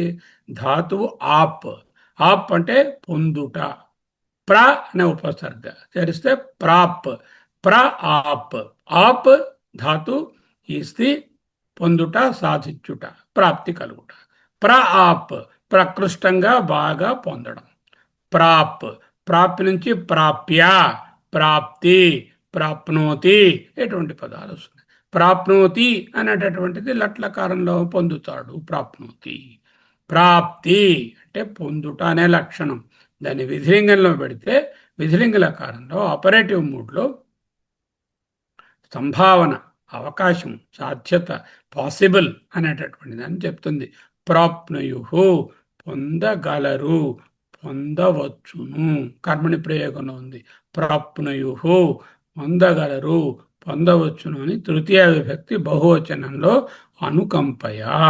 ఈ మందాధికారులు ఉన్నారే పాపము, మధ్యాధికారులు ఉన్నారే, ఏదో శ్రమించి నెమ్మదిగా కర్మయోగాన్ని పాటిస్తున్నారు, చిత్తశుద్ధిని పొందుతున్నారు, ఉపాసనలు చేస్తున్నారు. వీళ్ళకి ఉపాసనలో కర్మలను జాగ్రత్తగా బోధించినట్టయితే ఈ సి గ్రేడ్లో ఉండే కర్మిఠుల నుంచి కర్మయోగంలోకి వస్తారు, ఉపాసనా యోగంలో ఉంటారు. ఆ ఉపాసనా కర్మల వలన వాళ్ళు చిత్తశుద్ధి కలిగి జ్ఞానయాగ్యత ప్రాప్తిని పొంది ఏకత్వ దృష్టిని పొందుతారు. ఎలా వాళ్ళని ఏకత్వ దృష్టి పొందించవచ్చును, వాడు ఏ విధముగా ఏకత్వ దృష్టిని, ఇమాం ఉత్తమం ఏకత్వ దృష్టిం కథం ప్రాప్నుయు పొందగలరు అనేటటువంటి ఆలోచనతో అనుకంపయ, దయాళునా వేదేనా, దయా చాలా అనుకంప కలిగినటువంటి శృతి ఈ విధముగా చెప్పింది, ఉపాసనలను కర్మలను బోధించింది. వై విధిలింగం ఎంచుకున్నారు ఆయన? ప్రాప్నోతి అని రాయొచ్చు, ఇంకేదైనా టెన్స్లో రాయొచ్చు. విధిలింగ లకారం ఎందుకు? కర్మ చేత ఉత్పత్తి చేయబడదు, నిశ్చయంగా సాధించబడుతుందని గ్యారంటీ లేదు. నకించిత్ కర్మ కోటిభి, కోటాను కోట్ల కర్మలు చేసినా కూడా ఇది సాధ్యపడదు. నా కర్మణ, నా ప్రజయా, నా ధనేన, త్యాగేనేకేనైవ అమృతత్వమానసు. కర్మ చేత ఉత్పత్తి చేయబడదు అంచేత వాడు పొందుతాడు అని రాస్తే ఓ ఇచ్చేస్తే అది పొందుతాడు. It's not like that. It's not doing, it is only being. There no doing here. It's కర్మ చేత ఉత్పత్తి. అంచేత అలట్లకారం పనికిరాదు. నిశ్చయంగా సాధించబడుతుంది అని చెప్పలేము, డెఫినెట్నెస్ లేదు. అంచేత కూడా అటువంటి ఇది టెన్స్ కూడా వాడలేము. ప్రాప్నుయుహు అంటే పొందగలరు, పొందుతారేమో, పొందవచ్చును కదా అనేటటువంటి అనుకంప, అది అర్హత కలిగిన వారికి సంభవించవచ్చు. మే డాన్ ఆన్ దెమ్. ఈ ఉత్తమమైన ఏకత్వ దర్శనాన్ని వాడు ఎలా పొందగలరు? ఏమైవైష వృణుతే తేన లభ్య, తస్యైష ఆత్మా వివృణుతే తను స్వం. యం ఏవ ఏష వృణుతే, ఎవరిని ఆత్మ కోరుకుంటుందో వారికే లభిస్తుంది. తస్యేష ఆత్మ, వాళ్ళకే ఈ ఆత్మ తన యొక్క స్వరూపాన్ని వివృణుతే చక్కగా చూపిస్తుంది అంటూ కఠోపనిషత్తు చాలాసార్లు చెప్పుకున్నాం. దయాళునా వేదేన అనుకంపయా ఇయం ఉపాసన ఉపదిష్ట. చెంత దయానిధి అయినటువంటి వేదాంతం చేత మంద మధ్యమ అధికారులను ఉద్ధరించాలని, ఆత్మజ్ఞానం వైపు నడిపించాలని వాళ్లకు ఉపాసనా కర్మలు విధించబడ్డాయి. నతు జ్ఞానినాం, జ్ఞానుల కోసం కాదు. దీనికి శృతి సపోర్ట్ ఇస్తున్నారు. యన్మనసానుమనుతే ఏనాహిర్మనుమతం తదేవ బ్రహ్మత్వం విద్ధి నేదం యదిదముపాసతే. కేనోపనిషత్తులో చదువుకున్నాం. తత్వమసి 9 సార్లు బోధించారు. 8 నుంచి 16 వరకు చాందోగ్యంలోనే, ఆత్మవేదం సర్వం మళ్ళీ చాందోగ్యంలోనే, ఇత్యాది శృతిభ్య. ఈ శృతుల యొక్క బలము ఏమిటి అంటే జ్ఞానం కలిగిన వాడికి ఉపాసన కర్మ లేదు అనే విషయాన్ని బోధిస్తున్నాయి. చూద్దాం. పరమహంస సన్యాసంలో, సన్యాసుల్లో 4 తెగలుగా ఉంటారు. కుటీచక, బహూదక, పరివ్రాజక, పరమహంస. కుటీచకులు అంటే ఏదో ఒక కుటీరంలో, ఒక ఆశ్రమంలో, ఒక ఇంట్లో, ఒక హట్లో, ఎక్కడో ఒక చోట స్థిరంగా ఈయన ఎక్కడ ఉంటారని అంటే పలానా చోట ఉంటారని చెప్పవచ్చు. కుటీచకులు. ఫర్ ఎగ్జాంపుల్ మన ఋషికేశ్ స్వామీజీ అభయానంద గారు, ఆయన కుటీచక సన్యాసి. అంటే ఓ పర్టికులర్ అడ్రస్లో ఆయన ఉంటున్నారు. రెండో వాళ్ళు ఎవరు? బహూదకులు. బహూదకులు అంటే ఉదకం అంటే నీరు. వాళ్ళు ఇక్కడ నీళ్లు తాగుతారు, అక్కడ నీళ్లు తాగుతారు, అక్కడ నీళ్లు తాగుతారు, అంటే అనేక ఊళ్ళలో ఉంటారు. దీనికి ఎవరు ఎగ్జాంపుల్ మనం చెప్పుకోవచ్చు? తత్వవిధానంద సరస్వతి కాకినాడలో ఉంటారు, రాజమండ్రిలో ఉంటారు, పిట్స్బర్గ్లో ఉంటారు, ఫినిక్స్లో ఉంటారు, శాలిస్బర్గ్లో ఉంటారు. బహూదకులు వారు, బహూదుక సన్యాసి. పరివ్రాజక అంటే తిరుగుతూ ఉంటారు. ఒక చోట అంటూ వాళ్ళని చెప్పలేము, ఈ 4-5 ప్లేస్లు కూడా చెప్పలేము. వాళ్ళు ఎక్కడెప్పుడు ఉంటారో వాళ్ళకే తెలియదు. అటువంటి వాళ్ళను పరివ్రాజకులు. పరమహంస అంటే వీళ్ళు పరివ్రాజనం చేస్తూ బోధనలను కూడా చేస్తారు. They are not only going house to house and place to place and as a mendicant and begging the alms and eating and doing the జ్ఞాన నిధిధ్యాసన, but they also teach. Such person is called the Paramahamsa. అందుకే మన భగవత్పాదులను పరమహంస పరివ్రాజకాచార్య అంటారు. అదనమాట. మళ్ళీ వస్తుంది ఇంకొక class సన్యాసం గురించి వచ్చినప్పుడు మరి కొంచెం చెప్తాను. ఉపాసనాశ్రితో ధర్మో జాతే బ్రహ్మణి వర్తతే. ఈ అద్వైత ప్రకరణ స్టార్టింగ్ ఫస్ట్ది. ఉపాసనాశ్రితో ధర్మో, ఉపాసనను ఆశ్రయించిన వాడు జాతే బ్రహ్మణి వర్తతే, కారణ బ్రహ్మలో ఉంటాడు. అంటే ఈశ్వరుడి దగ్గర ఉంటాడు. వాడు కార్యకారణానికి అతీతమైన బ్రహ్మలో ఉండడు. అటువంటి వాడు కృపణ ఫలహేతవ. అటువంటి వాళ్ళు కృపణులు, దీనులు అంటూ మొదటి కారికలోనే చెప్పారు. ఉపాసనలను నిందించారు. ఎందుకు? ఉపాసనలు జ్ఞానాన్ని ఇవ్వలేవు కాబట్టి. ఎందుకు చెప్పారు కదా, నకించిత్ కర్మ కోటిభి అది యన్మనసా నమనుతే. ఏది మనసు చేత ఆలోచింపబడదో, ఏ నాహుర్మనోమతం, ఏదైతే మనస్సు ఆలోచించడానికి అవసరమో, అత్యంత అవసరమని చెప్పబడినదో, అంటే ఏదైతే మనసుతో తెలియదో, ఏదైతే లేకుండా ఉంటే మనసు పనిచేయదో, తన పని మననం అనే పనిని అంటే ఆలోచన అనే క్రియను చేయలేదో, అదే బ్రహ్మ. తత్యేవ బ్రహ్మ త్వం విద్ధి, తత్వం విద్ధి, తత్వమసి విద్ధి, తత్వం బ్రహ్మ విద్ధి, నేదం యదిదం ఉపాసతే. ఉపాసనలతో తెలిసేది జ్ఞానం కాదు. ఇలా 5 శ్లోకాలు వస్తాయి మనకి. యన్మనసానుమనుతే ఏనాహుర్మనుమతం తదేవ బ్రహ్మత్వం విద్ధి నేదం యదిదముపాసతే. యచ్చక్షుషా న పశ్యతి ఏన చక్షుంషి పశ్యతి తదేవ బ్రహ్మత్వం విద్ధి నేదం యదిదముపాసతే. అంటే కనులతో ఏదైతే చూడబడదో, ఏదైతే కనులు చూడడానికి అవసరమో అలా 5 రకాలుగా యద్వాచానభ్యుదితం ఏన వాగభ్యుచ్యతే తదేవ బ్రహ్మత్వం విద్ధి ఏదం యదిదముపాసతే యశ్రోత్రేణ న శృణోతి ఏన శ్రోత్రమిదం శ్రుతం తదేవ బ్రహ్మత్వం విద్ధి నేదం యదిదముపాసతే యత్ప్రాణేన ప్రాణతి ఏన ఏన ప్రాణం ఉపైతి చ తదేవ బ్రహ్మత్వం విద్ధి ఏదం యదిదముపాసతే. మనస్సు ఆలోచించలేని దానిని మనస్సే దాని సన్నిధిలో అన్ని ఆలోచనలను చేస్తుందని చెప్పబడుతున్న దానినే బ్రహ్మం అంటాము. అది నీవే. నీవు ఉపాసించుచున్న ఈ దృశ్య విషయము బ్రహ్మము కాదు. బ్రహ్మము మనసుకు ఆలోచనకు వస్తువు కాదు.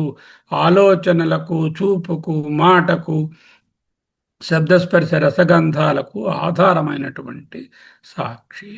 యద్వాచానభ్యుదితం ఏన వాగభ్యుదయతే ఎట్సెట్రా. ఒకటి కొటేషన్ ఇచ్చారు, మిగతా 5 మనం చదివేసుకోవాలి.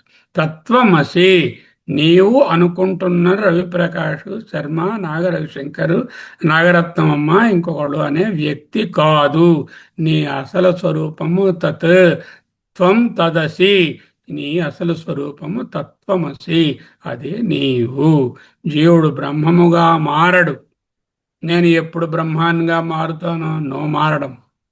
నేను ఎప్పుడు బ్రహ్మాన్ని తెలుసుకుంటానో తెలుసుకోవడం. జీవుడు బ్రహ్మముగా మారడు. జీవుడు ఎన్నిటికీ బ్రహ్మాన్ని తెలుసుకోలేడు. ఎందుకు? ఎప్పుడూ తానే బ్రహ్మము కనుక. ఇదే అనుభవం. సాధన మార్గం కాదు, గుర్తింపు. Realisation is important. 316లో ఉత్కృష్ట దర్శనానికి శృతి ముద్ర వేసింది. ఈ అవతారికలో 3 రెఫరెన్స్లు ఇచ్చారు. ఈ 3, 4 రెఫరెన్సుల్లో ఉత్కృష్ట దర్శనమే ఇంపార్టెంట్ అంటూ ముద్ర వేసింది. ఆత్మైవేదం సర్వం. వేరువేరుగా కనిపిస్తున్నది అంతా ఒక్క ఆత్మగానే ఉంది. భేదం దృష్టిలోనే ఉంది. సత్యం ఎప్పుడూ ఒక్కటే. ప్రపంచం బ్రహ్మలో ఎప్పటికీ కలిసిపోదు. ఎందుకు కలిసిపోదు? అది ఎప్పుడూ బ్రహ్మమే కనుక. నేను బ్రహ్మనికి బ్రహ్మగా మారను. ఎందుకు మారలేను? నేను బ్రహ్మమే కనుక. ఇత్యాది శృతిభ్య. శాస్త్ర తాత్పర్యం సృష్టిలో లేదు, భేదంలో లేదు, కర్మలో లేదు, ఉపాసనలో లేదు, అద్వైతంలో మాత్రమే ఉంది. అవతారిక వస్తుంది, చిన్న అవతారిక. దీంతో ఈనాటి అధ్యయనం అవుతుంది. శాస్త్ర ఉపపత్తిభ్యాం అవధారిత్వాత్ అద్వయాత్మ దర్శనం సమ్యక్ దర్శనం. ఈజ్ డిఫైనింగ్ వాట్ ఈజ్ సమ్యక్ దర్శనం. తద్బాహ్యత్వాత్ మిథ్యా దర్శనం అన్యత్. ఇతః చ మిథ్యా దర్శనం ద్వైతినాం రాగద్వేషాది దోషాస్పదత్వాత్. కథం? రాబోయే కారికలో అది రాగద్వేషాలను ఎలా కలిగిస్తుందో మిథ్యా దర్శనం చూపిస్తారు. ఓకే. శాస్త్ర ఉపపత్తిభ్యాం, శాస్త్రోపపత్తిభ్యాం. శాస్త్రము, శృతి, ఉపపత్తి, యుక్తి. శృతి యుక్తి అవధారిత్వాత్, decided, made understood like that. అద్వయాత్మ దర్శనం సమ్యక్ దర్శనం. అద్వయాత్మను తెలుసుకోవడమే, అద్వయాత్మ అనుభవాన్ని పొందడమే సమ్యక్ దర్శనం. ఎలా పొందుతావు? శాస్త్ర ఉపపత్తిభ్యాం. శాస్త్రము, ఉపపత్తి.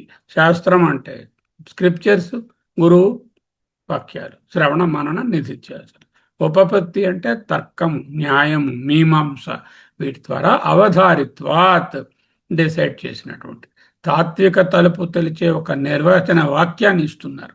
శాస్త్ర ఉపపత్తిభ్యాం అవధారిత్వాత్ అద్వయాత్మ దర్శనం సమ్యక్ దర్శనం. He is just opening the gateway for a definite marga for the సమ్యక్ దర్శనం. శాస్త్ర ప్రమాణం చేత మరియు తర్కము, యుక్తి చేత అవధారిత్వాత్. ది వర్డ్ అవధారణ మీన్స్ సందేహానికి తావులేని విధంగా దృఢంగా నిర్ధారించబడుట వలన. ధారిత్వాత్ పంచమి విభక్తి. సందేహానికి చోటు లేని విధంగా దృఢంగా నిర్ధారించబడుట వలన. ఎలా నిర్ధారించబడింది? శాస్త్ర ఉపపత్తిభ్యాం ద్వివచనము, శాస్త్రము ఉపపత్తి అనేటటువంటి ద్వయము ద్వారా సందేహానికి తావు లేకుండా దృఢంగా నిర్ధారించబడినందువలన. ఇంతవరకు అయింది కదా అదంతా. శాస్త్రాన్ని వాడాము, తర్కాన్ని, న్యాయాన్ని వాడాము.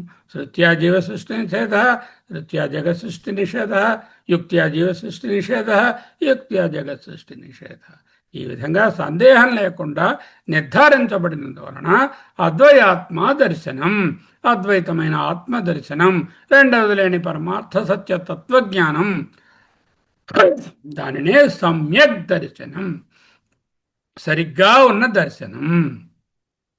సమ్యక్ దర్శనం, సరిగా ఉన్నటువంటి దర్శనం. సమ్యక్ దర్శనం, సరిగ్గా ఉన్న దర్శనం లేక దృష్టి. ఇదే పరిపూర్ణమైన జ్ఞానం. అరకొరగా సందేహంతో ఉన్నది కాదు, ఏదో ప్రొవిజనల్ అండర్స్టాండింగ్ కాదు, ఇదే అంతిమ దర్శనం. ఓకే, శంకరుల దృష్టిలో సమ్యక్ దర్శనం ద్వైత నివృత్తి, సందేహ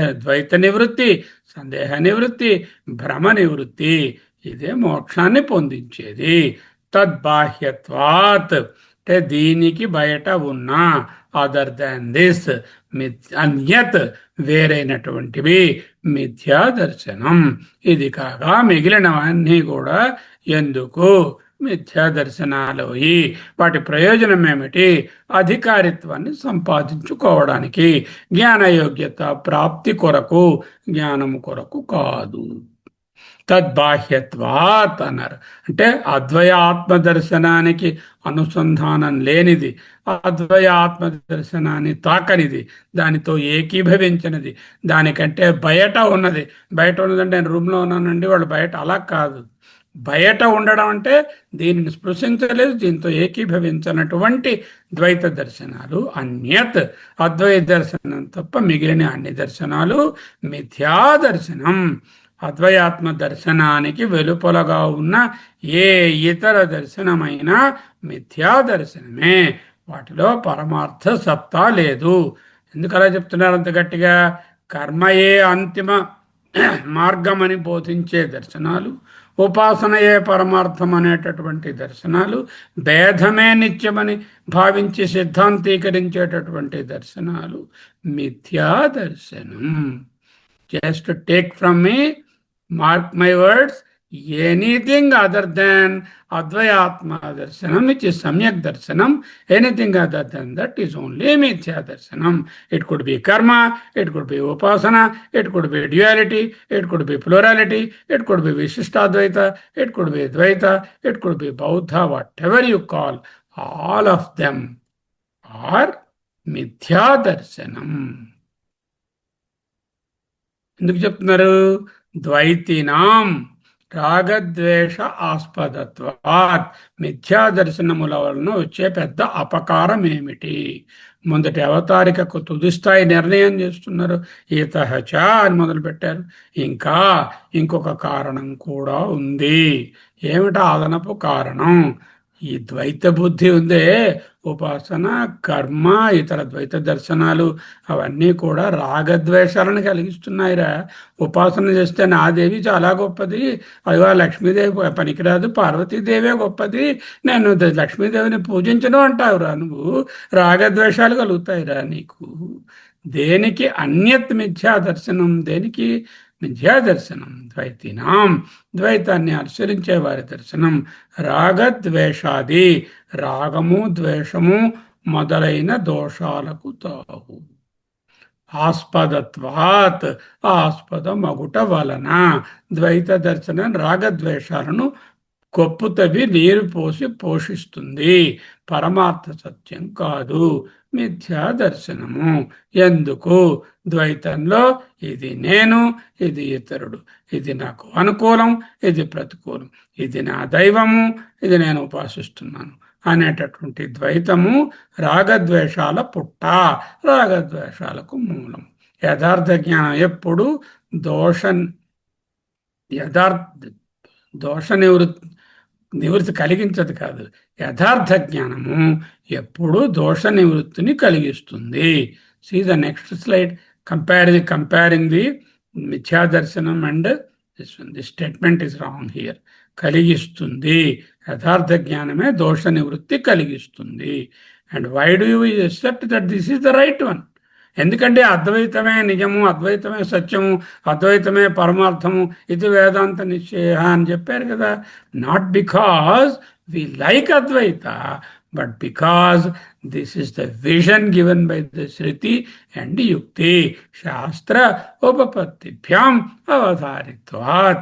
This is what is proved by the Shastra and the Tarka, and this is what is decided. Iti Vedanta Nischaya. శృతి యుక్తి అనేటటువంటి దీన్నే చూపిస్తున్నాయి. ఇంకా ఎందుకు అద్వైత దర్శనం ప్రమాణం? ఈ దర్శనంలో రాగద్వేషాలకు తావు లేదు. ఆ విషయాన్ని 17వ కారికలో అద్వైతంలో రాగద్వేషాలు ఉండవు, ద్వైతంలో ఉంటాయి అని చూపిస్తున్నారు. ఇక్కడ ఆధ్యాత్మ రామాయణం అని ఒక అద్భుతమైనటువంటి గ్రంథం ఉన్నది, అందరూ చదవాల్సింది. అది వ్యాస భగవానులు వ్రాసినటువంటి రామాయణం. వాల్మీకి వారు వ్రాసినటువంటి రామాయణం త్రేతాయుగంలో అయిపోతే ద్వాపరంలో వ్యాసుల వారు రామాయణాన్ని వ్రాయాలి అని సంకల్పించుకుంటే అప్పుడు ఆయనకు ముందు నారదుడు గారు ప్రత్యక్షమై, మహానుభావ, రామాయణం రాయలేదని మీరు గాబరపడకండి, చింత పడకండి, ఒక్కసారి మీరు మనసులో రిఫ్లెక్ట్ చేసుకుంటే ఆ రామతత్వం మీ కళ్ళ ముందు గోచరిస్తుంది. దాన్నే మీరు అద్వైత రామాయణం లేక ఆధ్యాత్మ రామాయణం అనే పేరుతో వ్రాయండి అని ఆదేశిస్తే వ్రాయబడిన గ్రంథం. అందులో ఉత్తరకాండలో హనుమ రామునితో సంభాషిస్తున్నప్పుడు అంటున్నటువంటి మాటలు ఇవి. దేహభావేన దాసోస్మి జీవభావే త్వదంశకః ఆత్మభావే త్వమేవాహం ఇతి మే నిశ్చితా మతిః. ఇది మే నిశ్చితా మతిః, నా నిశ్చయమైనటువంటి బుద్ధి. This is my firm conclusion. మనీషా మమ. మనీషా మమ అన్న నిశ్చితామతి, మే నిశ్చితామతి అన్న ఒకటే అర్థం. ఏమిటా నిశ్చితము? దేహభావేన దాసోస్మి. దేహభావంతో చూస్తే this Hanuma is your servant. I am this, you are the master, I am the servant. This is called the Dvaita. We are two, I am the servant, you are the master, and I do the service to you, and Saranagati. That is called the Dvaita Matam. Deha bhavena dasosmi జీవ భావే త్వదంశకః. జీవభావంతో చూస్తే చైతన్యము యొక్క ప్రతిబింబమైన చిదంశ నేను, చిత్ ప్రకాశాన్ని నేను, reflected consciousness. You are the original, I am the అంశ. అంశ అంటే ఆ కిరణం, దాని తాలూకా కిరణం. అంశుమా అంటే కిరణం కదా. ఆ చైతన్యం యొక్క కిరణము ప్రతిఫలించడమే జీవభావము, చేతన. ఆత్మభావేతు, ఆత్మభావంలో చూస్తే త్వమేవాహం, నీవే నేను. ఆత్మభావే, ఆత్మభావమునందు త్వమేవ అహం, నీవే నేను. అహం బ్రహ్మాస్మి. అంటే ఇది అద్వైతం. దేహభావేన దాసోస్మి ద్వైతం, జీవభావేన త్వదంశకః విశిష్టాద్వైతం. విశిష్టాద్వైతంలో పరమాత్మ హోల్, ఆయన సర్వజ్ఞుడు, నేను ఆయన పార్టు, అల్పజ్ఞుణ్ణి. ఎప్పుడో ఆయన ప్రార్థన చేసి ఎప్పుడప్పుడు ఆయన దగ్గరకు వెళ్తాను, అంతేగాని ఆయనతో కలిసిపోను. విశిష్టాద్వైతం. అదే జీవభావే త్వదంశకః ఆత్మభావే త్వమేవాహం ఇతి మే నిశ్చితామతిః. హనుమత్ స్వామికి, వ్యాసాచార్యులకు ఆయనను అధ్యాత్మ రామాయణం రాయమని పురికల్పినటువంటి నారదుల వారికి నమస్కార శతములు. సాక్షి చేత కేవలో నిర్గుణస్య బోధో అహమస్మీతి దృఢమతిః. సో 88వ శ్లోకంలో అపరోక్షానుభూతి. ఇంకా చదువుకోలేదు మనం, చాలా ముఖ్యమైన గ్రంథము, చదువుకోవాలి. అపరోక్షంగా బ్రహ్మను అనుభూతి పొందడం అపరోక్షానుభూతి. నేనెవరు? సాక్షి చేత చిత్ కేవల వన్ అండ్ ఓన్లీ వన్, నిర్గుణశ్చ బోధ ఎరుక, అహమస్మి ఇతి నువ్వు ఎవరు, అహం సాక్షి, అహం చేతా, అహం కేవల, అహం నిర్గుణ, అహం బోధ, అహమస్మి, నేను ఉనికి, ఇది అని దృఢమతిరిహి, ఇదే నిజమైనటువంటి మతి, ఇదే నిశ్చయము. ఇది మే నిశ్చిత మతి, ఫైనల్ వెరిడేట్. ఓకే, ఈ టేబుల్ చూడండి, చాలా ఇంపార్టెంట్గా ఈజీగా అర్థమయ్యేటట్టు పెట్టబడింది. అంశము మూల దృష్టి, అద్వైత దర్శనం, ఏకత్వము, ద్వైత దర్శనం, భేదభావం. ఇతరుడు అనే భావము, ఇక్కడ ఇతరుడు లేడు. ఎత్ర సర్వం ఆత్మైవాభూత్ తత్ర కేనకం పశ్యేత, కేనకం జిఘ్రేత. ఇక్కడ ఇతరుడు ఇతరుడుగా స్పష్టంగా ఉంటాడు. అంటే చూచేవాడు చూడబడేది, తెలుసుకునేవాడు తెలియబడేది, ఉపాసించేవాడు ఉపాసించబడేది, చేసేవాడు చేయబడే కర్మ అని స్పష్టంగా ఉంటుంది. రాగం, ఆసక్తి స్వాభావికంగా ఇక్కడ దేహభావం లేదు కాబట్టి పూర్తిగా ఆత్మభావంలో ఉన్నాయి కాబట్టి రాగము లేదు. ఇక్కడ తప్పనిసరిగా పుడుతుంది, నా ఉపాసన చాలా గొప్పది, నేను చాలా ఏళ్లుగా కఠినంగా ఉపాసన చేస్తున్నాను అనేటటువంటి అహంకారము, రాగము, ద్వేషాలు. ద్వేషానికి ఇక్కడ ఆధారమే లేదు, సహజంగా ద్వేషం ఉద్భవిస్తుంది. భయము, భయానికి తావే లేదు. ద్వితీయాద్వై భయం భవతి, ఇక్కడ ఒకటే ఉంది. భేదం వలన భయం ఉంటుంది. అసూయ స్పర్ధ ఇక్కడ ఉద్భవించదు, ఇక్కడ తప్పనిసరిగా వస్తుంది. ఉపాసనలోను కర్మలలోను దోషాస్పదత్వం దోష నివృత్తి కలిగిస్తుంది. ఇది దోషానికి ఆశ్రయమై ఉంటుంది. మానసిక శాంతి, స్థిరమైన శాంతి. అక్కడ ఉపాసనలో, ఆ ధ్యానంలో, లేకపోతే ఆ కర్మలలో తాత్కాలికమైనటువంటి శాంతి కలిగిన అది అస్థిరంగా ఉంటుంది. బంధన స్థితి, ఇది బంధ నివృత్తి, ఇది బంధ ప్రవృద్ధి, బంధాన్ని వృద్ధి చేస్తుంది. ఎందుకంటే కర్మలు చేస్తాము, ఉపాసన చేస్తాము, వాటి ఫలితాలు వస్తాయి. ఆ ఫలితాలతో మళ్ళీ జనన మరణ సైకిల్లో బంధ ప్రవృత్తి అవుతుంది, బంధ నివృత్తి. శాస్త్ర నిర్ణయం ఏం చేసింది, ఇది సమ్యక్ దర్శనం, ద్వైత దర్శనం, మిథ్యా దర్శనం అంటూ కన్క్లూడ్ చేశారు. Table very important, you have a look at it. ఇంతటితో ఈనాటి అధ్యయనం ముగిసినది. నక్షుషా గృహ్యతే నాపి వాచ న అన్యైర్దేవై తపసా కర్మణా వా. ఎందుకు దొరకదు? నా చక్షుషా గృహ్యతే, కంటితో చూసి ఆత్మను పట్టుకోలేను. నాపి వాచ, బడినా బోధన చేసినా కూడా తెలియదు. నా అన్యైర్దేవై, ఇతర ఇంద్రియాలతో కూడా, దేవై అంటే ఇంద్రియాలతో కూడా పట్టుకోలేను. తపసా, కఠినమైన తపస్సు చేసి దీన్ని పొందలేను. కర్మణావా నా కించిత్ కర్మకోటిభి, కర్మలతో కూడా, వా అంటే దాంతో కూడా పొందలేను. ఎలా పొందగలను?